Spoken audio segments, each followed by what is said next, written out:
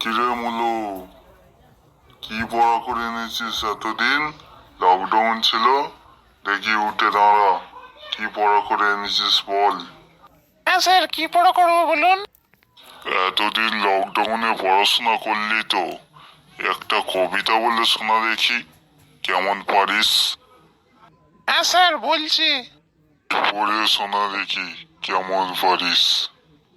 পায়ের চূড়া হাতের বালা থাকে যদি সিটি হলেছেন, দিয়ে যাবেন তাতে সমান সমান তোমরা বাদাম পাবেন। বাদাম বাদাম দাদা কাঁচা বাদাম, আমার কাছে নেই গো বাবু ভাজা বাদাম, আমার কাছে পাবে শুধু কাঁচা বাদাম।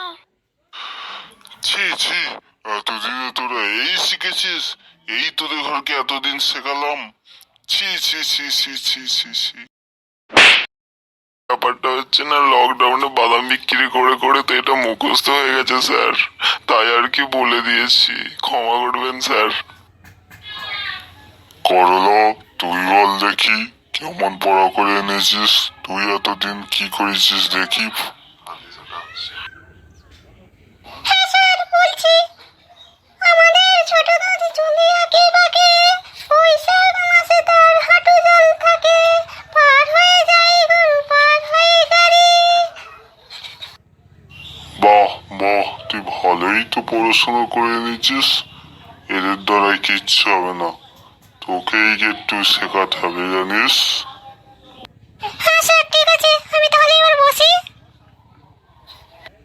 হ্যাঁ বস। দেখ মুলো, কত সুন্দর পড়া বললো বলতো, আর তুই বাদাম বাদাম করছিস। হ্যাঁ স্যার, এবার থেকে ভালো করে পড়া করে আনবো, আর কোনোদিন ভুল হবে না আমার।